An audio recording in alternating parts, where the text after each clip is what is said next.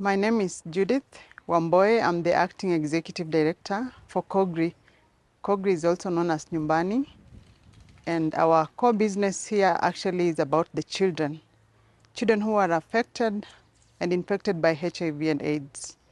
So in Kogri we have 4 programs, which is the Nyumbani Home, the Nyumbani Children's Home. We have the Nyumbani Lab. We have an outreach program, a community outreach program, which is known as the Lea Toto program. It's based in now 5 centers within Nairobi. We also have the Nyumbani village in Kitui, which cares for children who have been left behind by their parents and now under the care of their grandparents. So that's what we do at Nyumbani. My name is Bernard Mololo Kitela. I am 36 years old. I was born in Kwale County, the coastal part of Kenya, in 1987. So basically I'm 36 years old. I am a person living with HIV, and I grew up in a children's home here in Nairobi, the capital city of Kenya.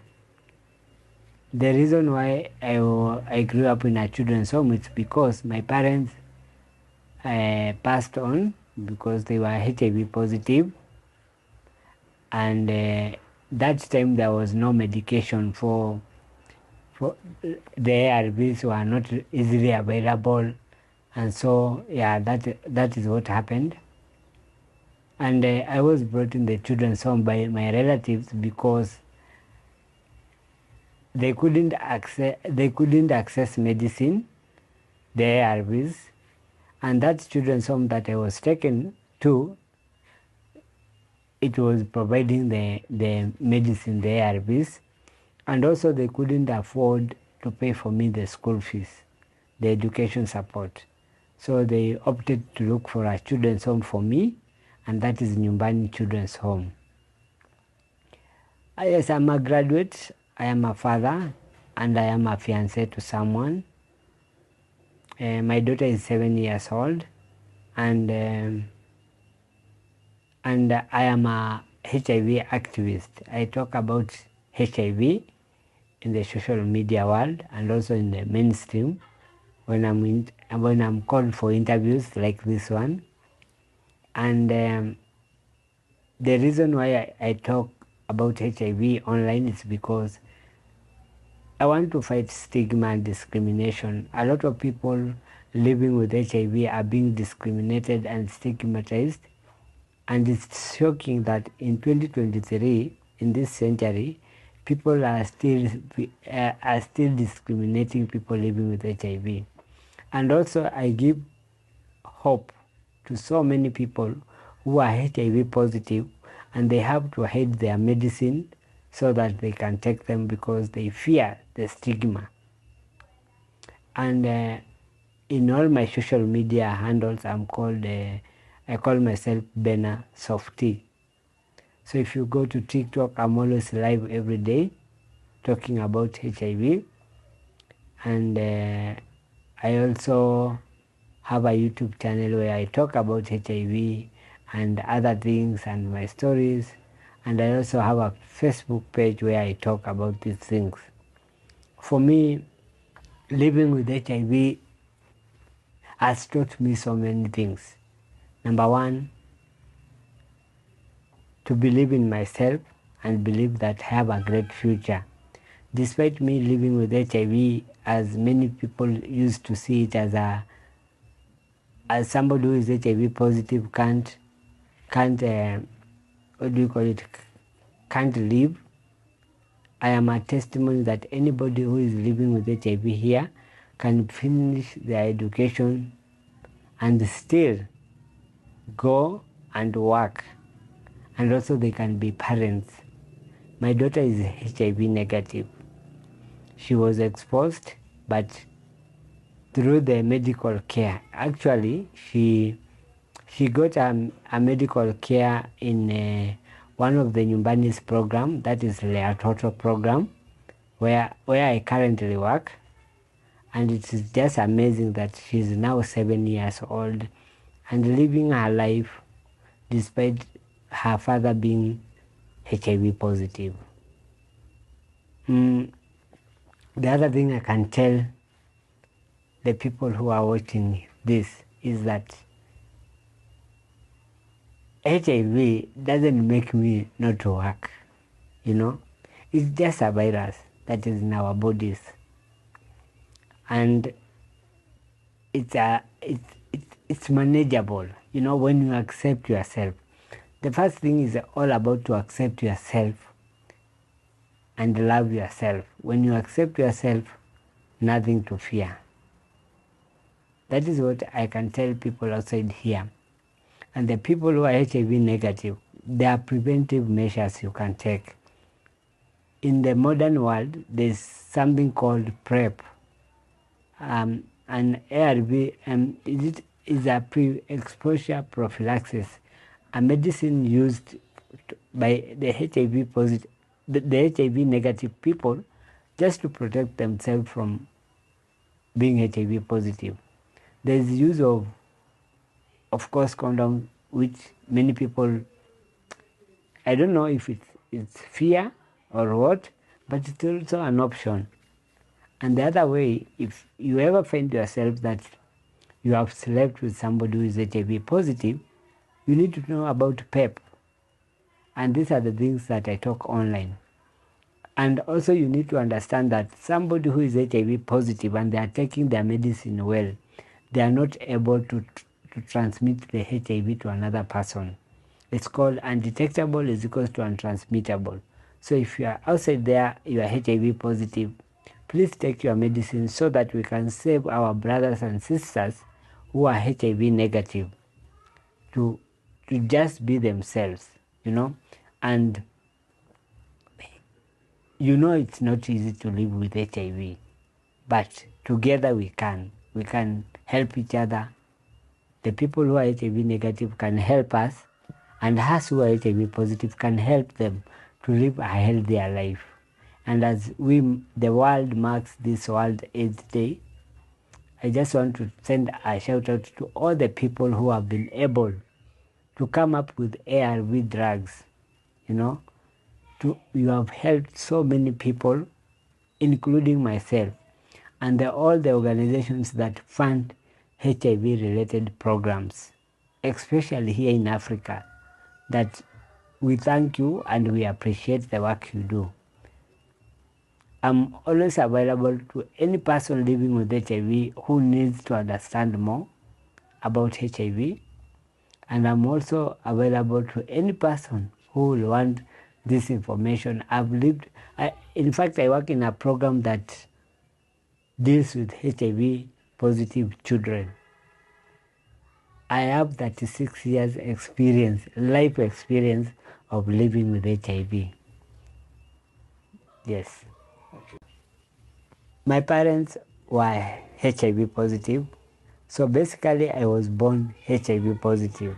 Like I was born HIV positive. I have lived with HIV for 36 years. Yes. My dad died when I was 6 years, and my mom died when I was 8 years. That is when they passed away. And when there was 8 years is when my relative, after my mother passed away, they started looking at how they can save me. And at the end of the day, they got Nyumbani Children's Home, which took care of me until I graduated from school. And one of the privileges in my life, it is living in Nyumbani Children's Home, because I think if it was not for Nyumbani, I'll not be where I am today. That is a fact that I can't take it away. And I know people living with HIV need a lot of support. But living in that home, there were medical people, there were counselors, there were nutritionists, and there were even very big doctors who could guide us and just be with us and make us understand and accept ourselves. And there was a lot of support at the home from the moms, from the uncles who work there. and it was amazing how they just supported us. And they were not HIV positive, you know, but they gave their all to support us. And yes, I grew there with my fellow brothers and sisters from the home. And I think the fact that you see me here means, and I'm being 36 years, means that the home did its best. Yes. Because there are some who we lost, there are some who passed away, but majority of us survived that. It was like a wave. We survived that wave. So when I got out of Nyumbani Children's Home, somehow I experienced stigma from my first girlfriend. It was hard to get a girlfriend, and when I disclosed to her my HIV story and told her I'm positive, she left me, and I really loved her. That one inspired me to talk about HIV because I imagined how many people are being rejected because they are HIV positive. Number two, where I work in a community setting where children come to take their medicine and go home. And sometimes they will come there with a lot of stress, saying that people are stigmatizing them. In fact, they want to hide their medicines. And when you ask them, it's all about stigma. And I said, hey, come on. Why can I not talk about the story of myself living with HIV? Yet me, I am able to speak. I am like a public figure. I am a public speaker and all that. And I just started.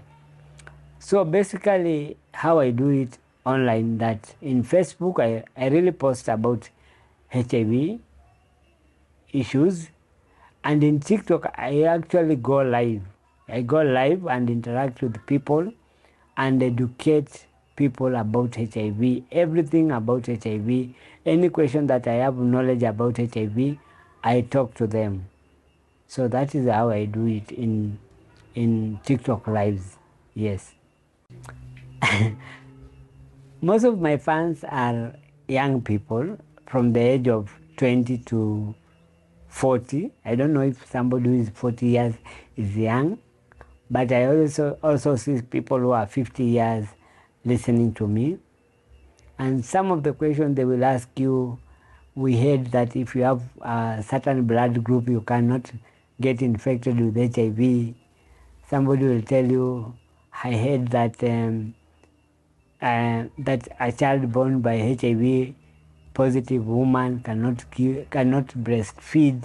You know, somebody will tell you that I got infected yesterday and I don't know how to do, or I slept with somebody who I suspect to be infected. I am afraid. And these are some of the questions they will ask, and they are very interactive, and you'll have to answer those questions with my knowledge. And of course, being a professional working in an environment that deals with HIV issues, I'm able to answer those questions. So I interact like live, and they ask me questions live and I answer at instant. Some of them who don't want to talk publicly, they will inbox me, yeah, and we talk and we share. And most of the people I have been able to help a lot of people just to accept themselves. Some are able to save them from not being infected. Basically, that's what I do. And you can follow me. I'm Benasofty. Yeah, Benasofty. So I was after the first girl who left me, I got another girl who we got a child with. You know, I was married, but that relationship never worked. So after some years, in TikTok, I got a girlfriend. I found this girl who was talking about HIV, and I saw like this one we can match, and that's how we met. She's also an HIV activist, so we met in TikTok. I joined her live, and it has been one year, 1 month, and we got engaged in. I proposed to her twice actually, just to make sure that she loved me, and she confirmed yes. And actually we are I think on second is tomorrow. We will be moving together. So next time I will not be alone in an interview. So it is an amazing journey when you love somebody who understands you. And I think anybody outside there who is HIV positive, I'll tell you, nothing stops you from dating. You don't even have to date somebody who is positive. You can date somebody actually who is HIV negative, and you stay as a discordant couple. The other partner who is HIV negative can take PrEP. PrEP is an ARV that is used by HIV negative people to protect themselves from not getting infected. My daughter, when you said, okay, if I can talk about my daughter, I really love her. We have a very deep connection with her, and she's just an amazing young girl, HIV negative. She's in grade 1, now she's going to grade 2. She's one of my priceless, my best gift from God, because, just imagining that you are positive and you are raising a negative child, it's not something to take for granted for. It's something to smile about. I'm proud of her. She's a very clever girl, very jovial girl. And yes, we cooperate with the mother because we separated. But every holiday she's here. She comes here. She knows my current fiancé. They interact very well, and yes. So we really bond, and I really love that girl. She's called Mwende. Mwende in our language means love. Yeah, she was born out of. She brightens my days, and she's an inspiration to me. That's why sometimes I have to work hard for her. Yes. The the 2023 theme on World AIDS Day about let's communities lead. I support it 100% because if we engage communities, we will remove the myths that are there about HIV. Like the question that I was telling you guys, people ask me in TikTok about the blood group and all that. So if the communities lead, we will reduce stigma and discrimination, and we will also reduce the new infections that are happening right now, and it's amazing. It's amazing that the world has seen it, to say let the communities lead from the people, from the families themselves. I always wonder how many people who are outside here talk to their children about HIV in the house. How many parents can actually sit their children down and tell the children, not to scare them about HIV, but just to inform them the basic things about HIV and why they need to protect themselves and how they can prevent themselves from not getting infected.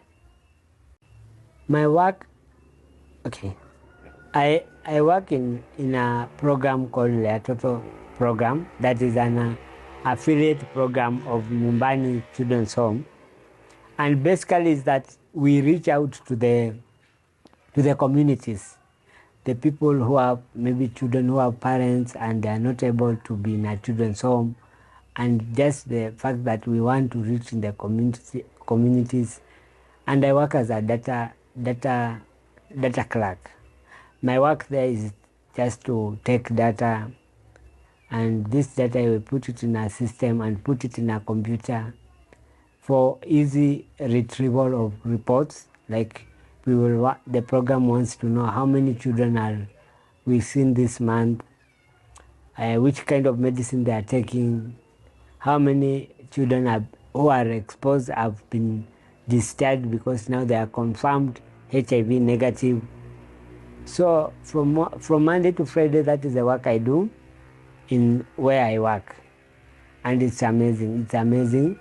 And apart from that, of course, as somebody living with HIV, I'm open about my status in our program, and I'm able also to offer support to maybe the children who come there who want maybe an advice, who are giving up, the parents. I'm able also to go an extra mile to teach them about something about HIV and just giving them hope.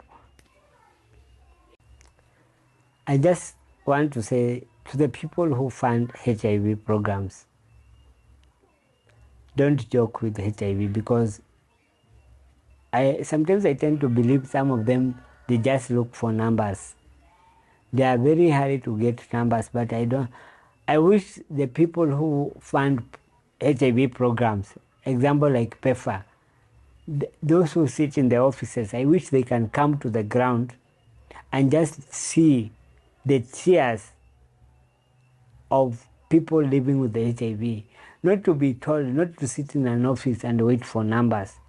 Sometimes come down here in the ground and just see how many people depend on you. Then you'll never want to withdraw any funding from any organization that deals with HIV.